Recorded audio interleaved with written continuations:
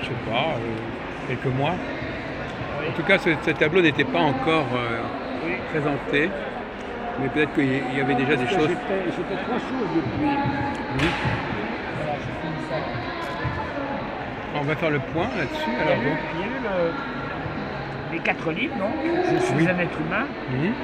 Et là, il manquait encore des choses. Il y avait encore des choses à dire. Eh oui. Vraiment. Et pourtant, dans la dernière livre, la 5e clé, c'était la révélation. Révéler la divinité de la dualité humaine. Mais ça, peut-être qu'on en avait déjà parlé. Je ne connais pas non plus ce tableau. C'est joli, hein. Oui. Donc tu es allé plus loin. Exactement. Voilà. Exactement. Alors, je suis arrivé à un point où je me suis dit, Christian, il y a des choses que j'ai pas dites, que j'ai pas osé dire. Je les avais suggérées. Dès le premier livre que j'ai écrit de la série, il y a 10 à 9 ans, je l'avais installé. J'avais dit, ce que j'appelle le livre 2 là.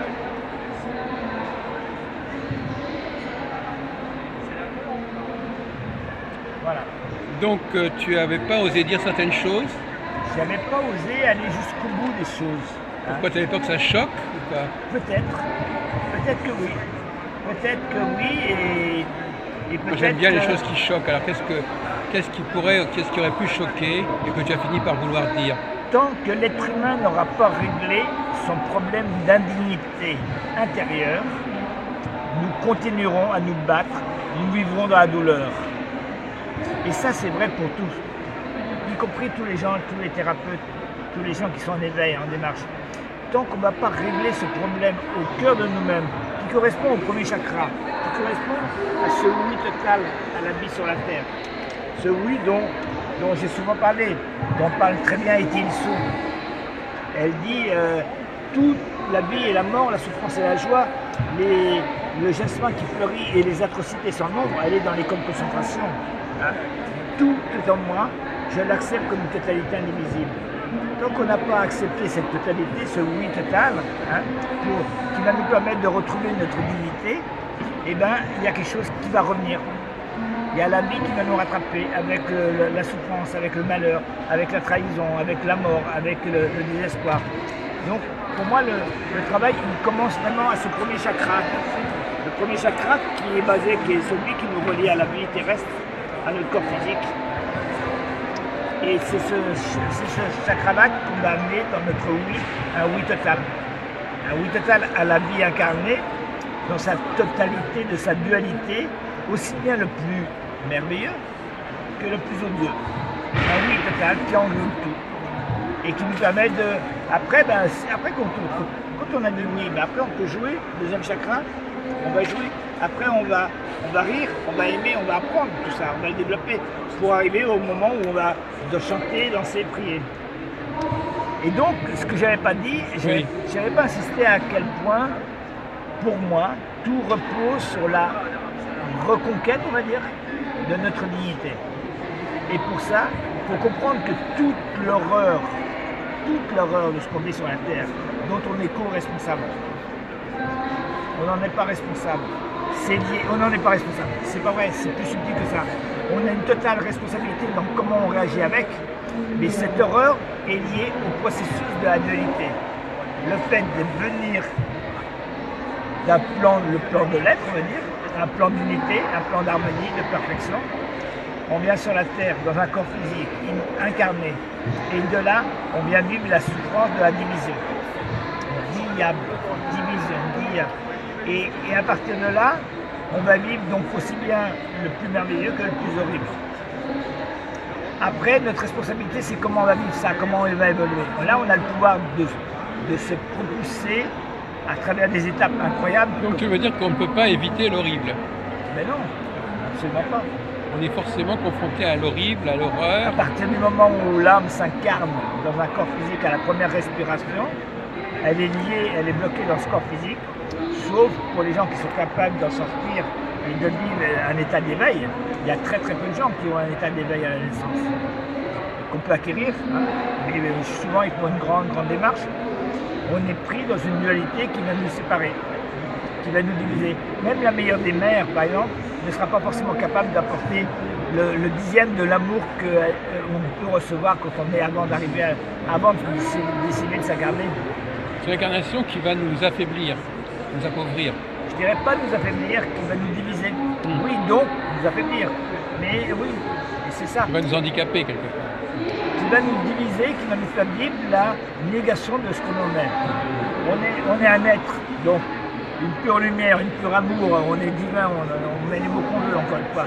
On est un être de lumière et on rentre dans une division, dans quelque chose où d'un côté on sait qu'on est un, mais n'empêche qu'il y a une séparation. Alors mon cher, cet enseignement, tu l'as trouvé en toi ou tu l'as reçu? Je le vis. Mais est-ce que ça avait déjà été dit avant toi? Oui et non, tout a été dit par les maîtres, bien sûr que oui. Pas sous cette forme-là. Par exemple, il y a 2500 ans, c'est gravé à Bodh Gaya, le grand temple de Bouddha, consacré le plus grand temple. You are your own master, vous êtes votre propre maître. C'est gravé sur la pierre. 2500 ans avant, le fronton de Delphes, connais-toi toi-même, tu connaîtras les dieux et les univers. On a la formule. Il suffit de se connaître. Donc c'est écrit. Maintenant, il suffit de le vivre, il suffit de le comprendre. Connaître, c'est naître avec soi. Hein, et du coup, c'est une naissance, ça se vit dans l'instant.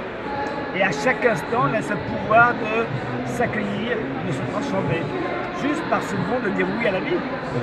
Et quand on est dans un non à la vie, eh ben on a la possibilité de dire, d'accueillir ce non, de s'accueillir dans le fait de dire non. Et donc de faire la paix avec soi-même. Alors est-ce que ça débouche sur une thérapie, tout ça? Ça débouche sur une terre, une terre intérieure heureuse. Bien sûr que oui. Quand on dit oui, quand on arrive à ce oui, qui passe par les étapes du deuil, hein, par le déni, par la révolte, par le marchandage, par la dépression, quand on arrive au oui à l'expression, eh mon Dieu, c'est magnifique. C'est la paix qui s'installe. Et là, waouh, on peut faire un pas de plus dans la vie. Un pas de plus dans notre vie intérieure et se rapprocher de cette totalité indivisible de la vie. Donc, de quoi faut-il prendre conscience finalement?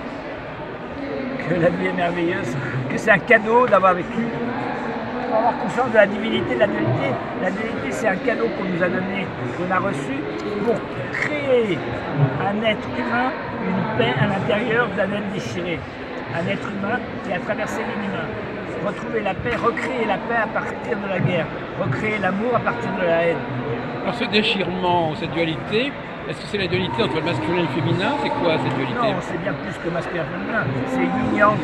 Le mieux, c'est le yin-yang aussi, c'est ça aussi. Oui, c'est tous les complémentaires. Alors le yin-yang, peut-être que ça t'énerve quand on te pose cette question, mais le yin-yang, comment tu le décrirais le yin-yang? Comment tu décrirais le yin-yang? Le décrire? Oui. C'est des éléments opposés. Donc finalement, quel est l'élément positif et l'élément négatif dans le yin-yang? Mais c'est un regard qu'on y porte, c'est tout. Il y a deux éléments complémentaires qui vont soit se faire la guerre. C'est un peu le jour et la nuit quelque part. Oui, absolument. Soit qui vont se faire la guerre, soit qui vont s'allier pour faire quelque chose de merveilleux. C'est un acte d'amour. C'est un homme et une femme qui font l'amour. Soit c'est l'horreur d'un viol, soit c'est le alors est-ce qu'il y a des périodes où nous sommes plus sous le signe du yang et d'autres plus sous le signe de yin? On a surtout été dans des périodes de yang abusées, patriarcales, etc., où le yang perdait sa valeur propre de sacré et devenait abusé, quoi. Et maintenant qu'on revient au yin, mais le truc, c'est pas revenir encore dans quelque chose qui va être décalé, c'est revenir à une union des yin et du yang. Une union de l'homme et de la femme, une union du père et de la mère, pour laisser vivre la vie. C'est dans l'union que les choses se font. Le oui, le premier livre que j'écris, le oui, c'est ça, c'est cette union du masculin et du féminin, du yin et du yang. Et c'est dans cette union qu'on retrouve la paix et qu'on apporte le passage à quelque chose qui nous dépasse. Il n'y a même pas de mots, on parle de non-dualité. Même les maîtres, il n'y a pas de nom.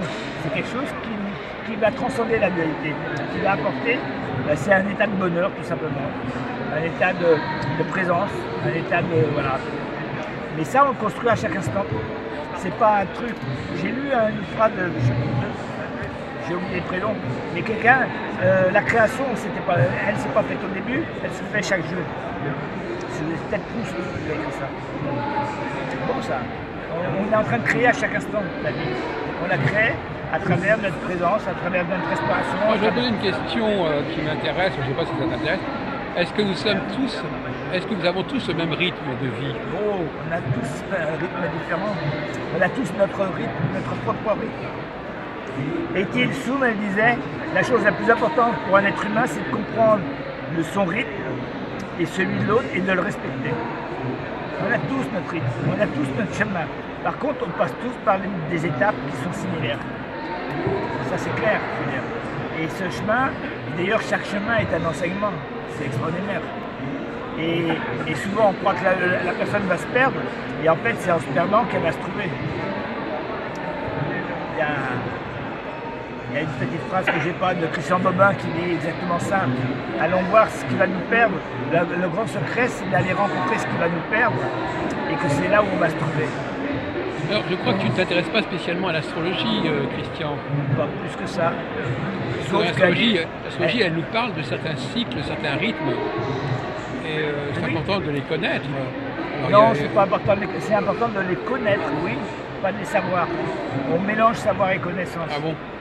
Ben, le savoir, c'est quelque chose d'acquis qui se transmet à travers des formules mathématiques ou des phrases métaphysiques. La connaissance, on revient au connaître-toi toi-même, hein, et à quelque chose qui se vit dans l'instant présent, à chaque instant. Et effectivement, le jour où j'ai besoin de connaître quelque chose, je vais en faire l'expérience. Alors, pour terminer sur ce document que tu as réalisé, quelle est sa vertu alors? Sa vertu, c'est de comprendre qu'il n'y a qu'une seule chose à faire, c'est de vivre. C'est pas compliqué. Donc, il y a quoi dessus? Il y a des phrases, Ça, c'est vraiment le moment où on est passé de l'autre côté. Mais la seule chose de prendre conscience, quand on est au fond du sans fond, ben, il y a le bon sens que nous vivons, que nous respirons. Et que nous vivons. Alors, la respiration va nous connecter au plan physique de l'humain. La première respiration, de la première respiration jusqu'au dernier souffle. Voilà. On est liés constamment, que ce soit n'importe où, dans le métro, n'importe où, dans les prisons de ça, on est toujours en train de respirer. Qu'est-ce qu'on fait de cette respiration? Alors la phrase magnifique qui m'est venue, et ça c'est d'un côté au niveau du main, et au niveau de l'être, eh ben, peut-être qu'on peut parler de prière, pourquoi pas. Et là, moi, je vais proposer un atelier maintenant, entre autres mercredi, oui. 3 ateliers, un le matin, l'après-midi, un le soir. Le thème c'est ma respiration est mon temple et ma prière est mon souffle. Voilà. Ça sera où? Ça sera à Paris, je ne sais pas exactement où. Le mieux dans ce cas-là, c'est de m'appeler au 06 51 83 21 17. La participation est libre, chacun donne ce qu'il veut, tout simplement. La présence de chacun est à bonheur. Voilà. Et ça sera sur ce thème de à la fois la respiration de l'humain et la prière de l'être. Alors par exemple, là on est quand même il y a beaucoup de yoga ici. Hein. Yoga, c'est de l'autre côté. Oui, enfin je veux dire, on est très envahi par le yoga. Oui. Et qu'est-ce que tu penses du yoga alors, globalement, pour terminer? Le yoga, comme toute chose, dans son essence, c'est extraordinaire. Le yoga, ça veut dire se relier. C'est comme la religion, c'est tout. Dans l'étymologie du mot, quand on arrive à se relier à soi-même, mais il faut arrêter de prendre des trucs pour s'éviter. On prend toujours des voies où on va s'éviter, on va dire là je suis bien, là j'ai trouvé, etc. Et je vais développer mon truc. Pourquoi pas, c'est très bien. Sauf que est-ce qu'on a trouvé la vraie voie de qui je suis? Est-ce qu'il ne faut pas, comme disait Michael Aymenov, aller pénétrer jusqu'au commencement de toutes choses, jusqu'au début de ce grand oui à la vie, de ce grand oui à être humain, c'est-à-dire de relier à la fois cette dimension céleste, on va dire, spirituelle, avec la réalité terrestre. Bon, je vais te laisser travailler parce que tu es venu pour rencontrer des gens. Oui, merci beaucoup.